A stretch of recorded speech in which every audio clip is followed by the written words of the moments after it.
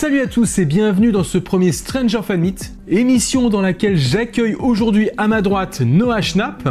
Hi Mupamika, I'm glad to be here with you today. Et à ma gauche Joe Keery. C'est à partir de quand que vous avez eu des doutes? Bon ok, on n'est pas au Stranger Fan Meet, mais c'est pas grave. Pour ceux qui n'y vont pas, on devrait bien avoir une petite compensation bientôt avec un nouveau trailer, vous savez, celui qu'on attend là. Le trailer du Super Bowl, le trailer de la Saint-Valentin, le trailer de l'anniversaire de Millie Bobby Brown. On dirait que même Netflix, il se moque de nous et il nous troll avec ce genre de post. Ouais, parce qu'il faut savoir que trailer, en anglais, ça veut dire caravane. Je veux pas dire, mais je crois qu'on se fout un peu de notre gueule, là. Bref, de toute façon, moi je vais vous dire, on a de l'occupation. Il y a plein de news qui continuent à tomber. Avec des déclarations des acteurs de la série qui nous en disent toujours un peu plus. On a aussi les livres qui commencent à être disponibles. Et encore plein d'autres choses, donc on enchaîne de suite, c'est parti!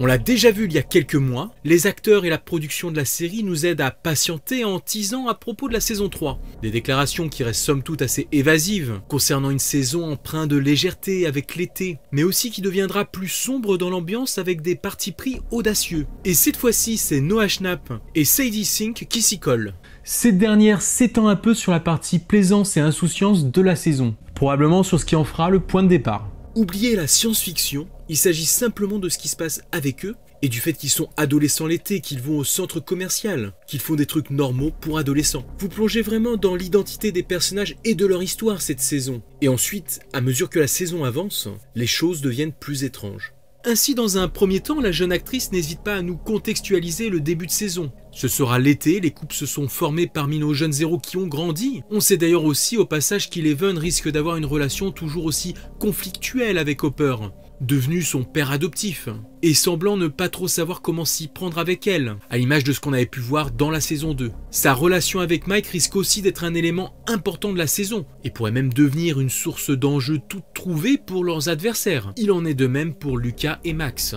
Le nouveau centre commercial sera pour sa part la nouvelle source d'amusement et d'attractivité, avant de sûrement devenir la source de choses bien plus sombres et étranges. Des éléments qu'on avait déjà pu s'amuser à réunir finalement.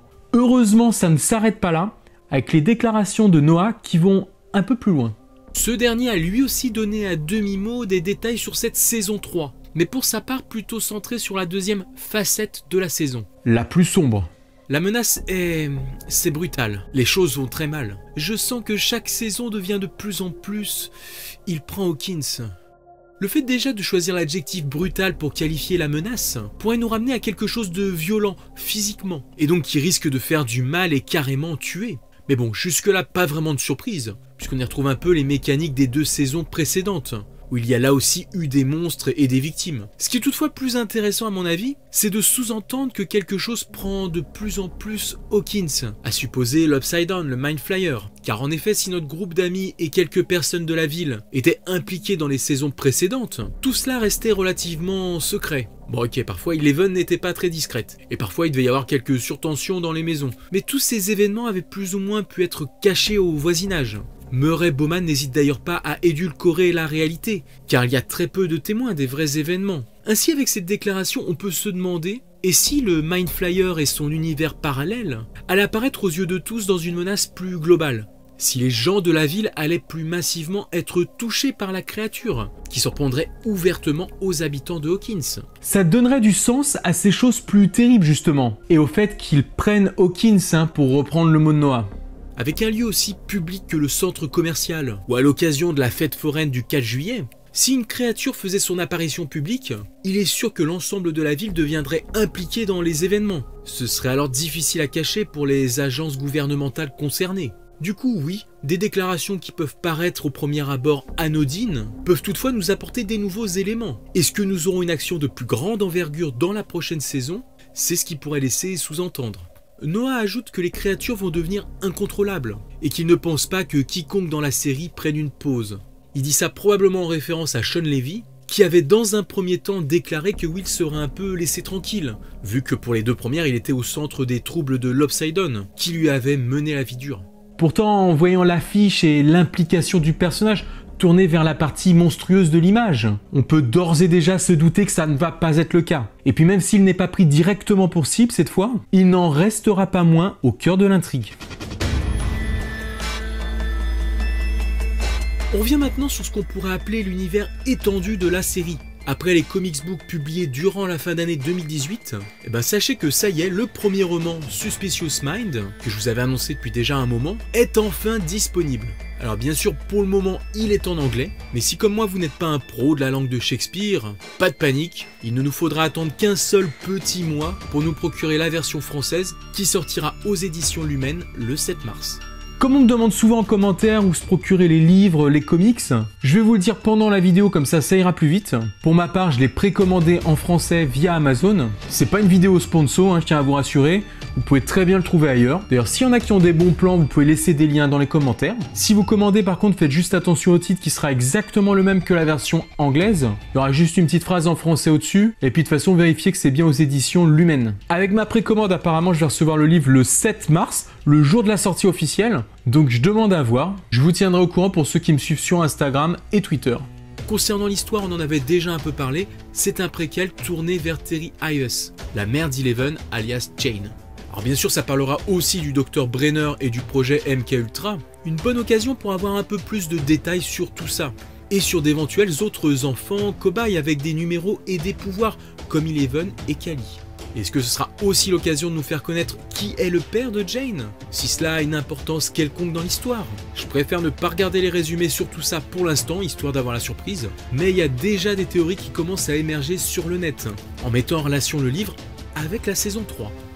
Et quand on essaie de suivre de près l'actualité de la série, pas facile de ne pas tomber dessus, donc j'ai vu quelques petites infos. On reviendra peut-être là-dessus lors d'une vidéo mini-théorie, si bien sûr ça n'est pas une information spoilante sur l'histoire principale du roman, donc à voir. En tout cas, je reviendrai sur Suspicious Mind dans quelques temps, afin de mettre en commun les informations qu'on pourrait y avoir glanées, et puis tout simplement parler du style du bouquin, avec mon avis sur l'histoire. Mais ce sera pas prévu pour tout de suite, histoire de laisser le temps à ceux qui veulent, de se le procurer et de le lire au préalable de leur côté. Et je ferai sûrement appel pour l'occasion à un invité youtubeur, un spécialiste de la littérature, pour avoir un avis extérieur sur la valeur du livre en tant que tel. Mais je vous en dis pas plus pour l'instant, parce que là on a encore une actu très chaude à voir ensemble. Il n'aura fallu attendre que le lendemain de la sortie de Suspicious Mind pour apprendre le nom et le sujet du deuxième roman sur la série Stranger Things. Et cette fois, étonnante surprise comme vous le découvrez actuellement, ce sera une histoire centrée sur Jim Hopper. Le livre s'intitulera Darkness of the Age of Dawn, ou d'après une traduction de mon cru, Ténèbres au bord de la ville. Là encore, on devrait faire un voyage dans le passé, celui de Hopper cette fois. En fond, sur la couverture, vous aurez reconnu New York avec ses tours jumelles, et on peut aisément supposer que c'est la fameuse grande ville dans laquelle avait exercé le chef de Hawkins avant de rechercher la tranquillité d'une petite ville.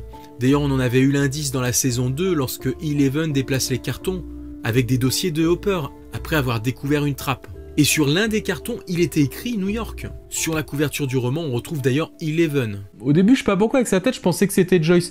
Mais finalement, c'est bien Eleven avec sa coupe de la saison 2. Et donc, est-ce que ça veut dire que la narration de ce roman va se faire par l'intermédiaire de la jeune fille, qui se plonge dans le passé de Hopper avec les vieux dossiers, ce qui nous projetterait dans leur histoire? Il est d'ailleurs possible qu'elle consulte ces documents au même moment que lorsqu'elle découvrait ses propres dossiers du Hawkins Lab. Vous vous rappelez, avant de fuguer de la cabane.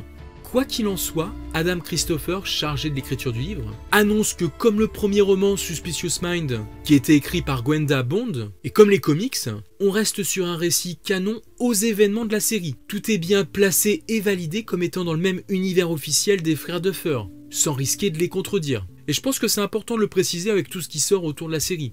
Il nous révèle aussi, sans trop en dire, que Darkness s'intéressera davantage au passé de Jim Hopper, travaillant en tant que détective à la brigade criminelle. Nous le retrouverons en 1977 à New York, quelques années avant les événements de la première saison de Stranger Things. Ça devrait permettre de nous éclairer sur sa famille, ce qui s'est passé par rapport à sa femme et à la maladie de Sarah, mais peut-être que ça nous permettra aussi de comprendre ses aptitudes au combat rapproché et aux armes. Car on le voit à de multiples reprises dans la série, si le chef Hopper est plutôt à la base pépère, au KLM, dans sa petite bourgade, il se révèle rapidement être un atout de taille pour aider Joyce dans la recherche de son fils, et pour pénétrer dans un labo placé pourtant sous haute surveillance.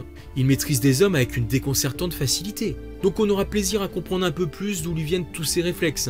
Niveau disponibilité, il faudra attendre jusqu'au 4 juin pour la sortie de la version américaine du roman, et si on se fie à Suspicious Mind, on aura probablement le droit environ un mois plus tard à notre version française. Au passage, je vous rappelle que Lumen est sur un contrat de 3 romans à propos de Stranger Things. Donc n'oubliez pas qu'il y en aura 3. Peut-être qu'au lendemain de la sortie de Darkness, on aura une déclaration sur le sujet du 3e livre. Et puis comme on est sur des ambiances et des personnages très différents à chaque fois, tout est possible quant à cette 3e histoire. D'ailleurs, je vous propose de faire votre pronostic dans les commentaires. D'après vous, sur qui pourrait porter le 3e roman?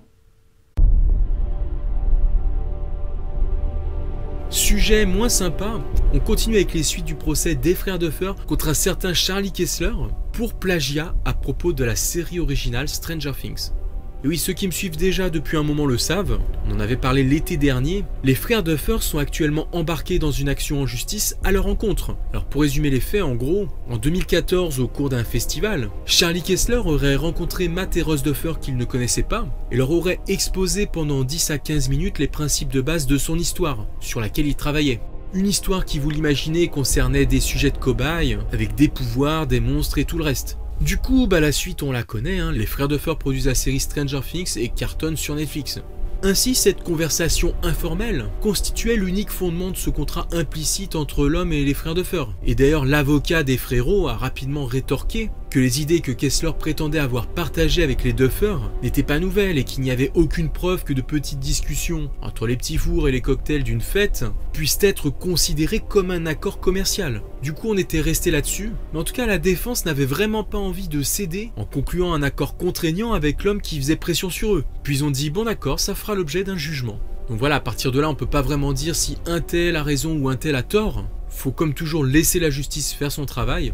Après, ce qui n'est pas forcément bon dans tout ça, c'est les remous que peuvent faire l'affaire, risquant d'écarter les deux frères de la série, alors qu'ils sont étroitement liés à ce qui en fait son succès. Donc très mauvaise nouvelle aussi pour nous.